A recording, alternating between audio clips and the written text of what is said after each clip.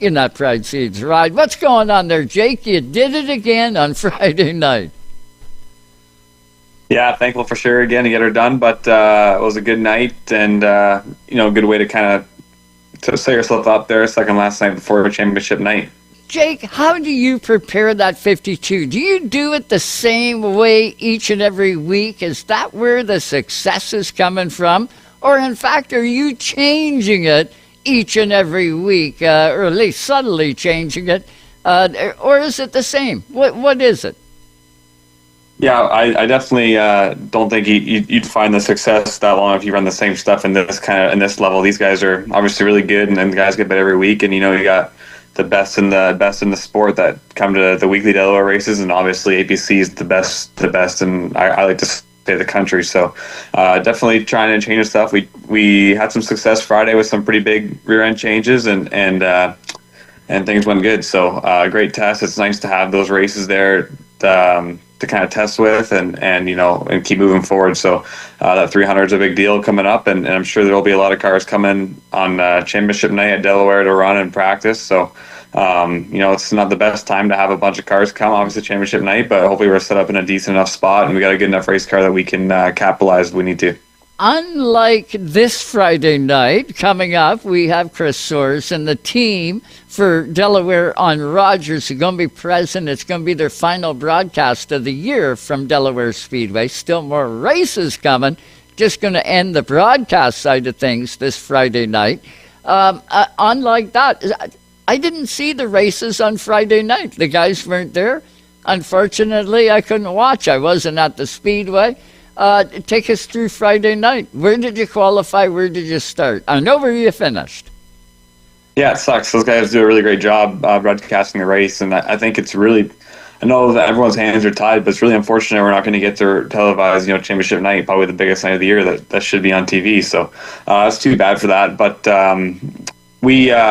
we ran fourth in the heat race. We had a really good car. We never put no tires on nothing all night, but we had a really good car and just kind of had to race smart there. Some guys were racing hard in front of us and guys charging through the field and aggressive for sure. And we had the points lead even going into the night, so we needed to kind of just be a little defensive and pulled home a clean fourth, and then kind of pushed us back for the feature. We started P8 in the feature and worked our way up. I think there was maybe 20 to go when we got to third, and the leader stretched out about a straightaway, and we raced our way to second under the green, and we got really fortunate with the caution with 11 to go. So fired off with Ray Morneau and Steckley right there, top three, and really good race cars. Guys have raced there for a long time, and thankfully we were just able to earn our position through the couple laps. Took a few laps after the start, and kind of had to just play the game there with the restarts and that kind of stuff, and try and make everybody happy, and it worked out good. So thankful for that opportunity, and a really good race car that we can, like I said, build on.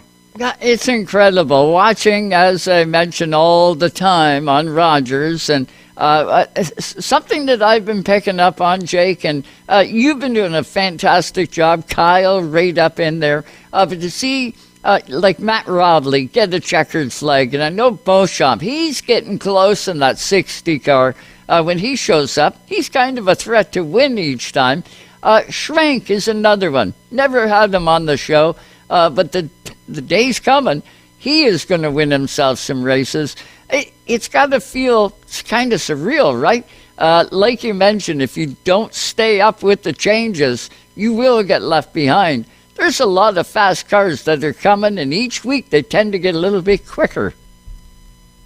Oh, 100%. Obviously, we've had some great help, and obviously this year, more than ever before, we had a lot of great help with McCall's, and they've done a great job for us, and that partnership's gone really, really well, and obviously has found success, which all their programs seem to find success. So, that's a huge help, and there's a lot of, probably I would say it's the most competitive weekly series in Ontario is at Delaware. So there's the most cars and the fastest cars there. So, it's exciting, it's cool. Definitely, you got to be on your toes. You got to have a good piece. There's really, really good equipment there. Guys have been racing for a long time, and I got a lot of experience. So to go up against those guys and race them every week is an honor in itself. So and that's something that's exciting about the weekly racing like that. You get tire inventory, tire strategy, and you get guys mixing it up, throwing a Hail Mary for a win on tires as opposed to maybe saving them for the end. So, that, which is cool and exciting, and happy to see those guys get wins when they can. So, that's a great program, and I think it's cool, great for the fans, great for TV, and when you can kind of have it all played together, it kind of speaks volumes. You really have to be the best car every week to win a championship in that format. So, we've been fortunate that way, and obviously another night left to go. We got to mind our P's and Q's here and just do the best job we can. So, hopefully it works out. Have you let your mind float into championship mode and say, yeah, okay, the Friday night deal, I've got a good chance at winning that? But what would it mean to you to win the APC championship on top of that? Now, Stoddy does lead, but man, Jake, you are there. Anything can happen, especially 300-lap race and Delaware Speedway. There's going to be a lot of cars. There's going to be a lot of points on the line. Have you let your mind float there? Oh yeah, for sure. It would be monumental. I mean, the whole world is like, it's getting close to you might want to stop racing after that. It doesn't get much higher than that. You go on a high. So I don't know. That's a huge deal for me. That'd be unbelievable. Obviously, there's a lot of really great cars there, but what a race to end the season on. 300 laps at Delaware with a lot of cars coming. A lot of great talent, and 300 laps. Like, we're racing pro late models. Anything can happen. Anything can break. You got to be on top of your equipment and top of your program for a 300 lap race at a half mile. Delaware's pretty quick, so a lot of things can happen there. There's a lot of force, a lot of load, and you gotta be on top of your equipment. So anything can happen. Obviously, I always want to race for it. I don't want anything bad to happen. And we were in quite a hole after Sauble now there a couple weeks back. But all we can do is what we did at Sunset, and hopefully do at Delaware. All you can do is go out and win, and win as many laps as you can. That's the only way you can get points. So trying to lead the most laps and try and get the wins. All I can do in my power. So obviously, we're gonna go there, and a win at the 300 for me would be.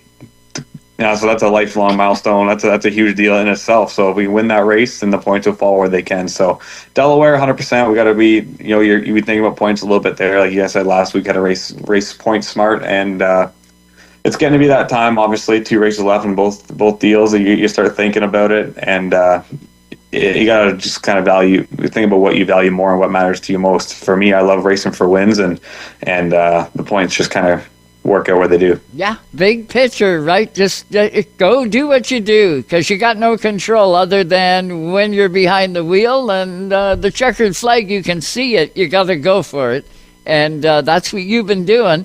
Whatever you've been doing, you got to keep doing it. Wear that same underwear, and like Kiss Kendra at that same time each time. Like whatever you're doing is you got the successful formula. I can guarantee you that. How's the Super? It's just sitting there ready to go? Yeah. Actually, I ended up with a day off last week, which was great. I spent all on the Outlaw and got it ready to go. It's fixing to. We're gonna get out to Owasso September 20th with it, so really excited for that. Delaware Championship night's the 19th, so we'll load up quick, go to there, and head out to load the Super up and go to Owasso with it on the Saturday. So really, really excited to make my American debut with that thing and the third race for that car. Hopefully we got our stuff figured out. I think we do, and if we get a chance to shake it down, that'd be great. If not, we're going to be going into Owasso kind of blind. So regardless, we got some good guys behind us and a good race car to start with. Hopefully it works out. So I'm really excited to keep that thing going. It's good. It's in great shape. Just got all maintenance done to that thing, and it's ready to go. So get that thing out one time this year for sure, at least one more time, and a couple more Pro Late Model races, and then back to work for the winter. Yeah. Then back to reality. Hey, don't look twice now. I might take a trip to Mount Regis and then jump into the trailer, sit in the 52 Super for a ride to Michigan. I just may do that. You never know. You could open the trailer and I'd pop out. Oh man, I'd bring it for sure. It'd be a great time. We got a bunch of people that are going to come over for that event. It's so close to home. It's 2 hours from the race shop, and we travel further to race at Peterborough than that, and we got to go through the city. So it's way better to go that way. So really looking forward to that, and like I said, dipping our toes into a whole new experience there for us, and get to drive a little more horsepower again is going to be fun. Yeah, incredible, Jake. Keep it rolling. Keep doing what you're doing. Hit those sponsors one last time on the 52, and we'll let you get back to doing what you do. Yeah, thank you so much. I appreciate it. A couple big races left, and obviously really got to thank Raptor Filters and Pride C's been with me for a really long time, and they really mean a lot to me. And Reynolds Trucking and Redmond Farms and McCall Racing, they've all been monumental in the program. So whether if you like it or not, really thankful for those partners and really appreciate their support. You nail it, kiddo. Good job. We will catch up with you again down the road. Much continued success. You're going to have to keep working hard. You're going to need to these next few. They're going to be the toughest races to win. I wouldn't want to be in your shoes, but I'd love to be in your seat. Oh, I love the pressure, and it doesn't get any more of a competitive race than we had at Sunset. So if we can have a finish like that in the 300, it'd be a barn burner for everybody watching. So look forward to it, and love the excitement. Jake Sheridan, Mount Bridges, Ontario, Victory Lane. Once again, Delaware Speedway last Friday night and on Racetime Radio. Jake, go after it. Thanks so much. Thanks, guys. Appreciate it. You bet. Jake Sheridan right there. Like he says, these last couple races, these are going to be right off the hook.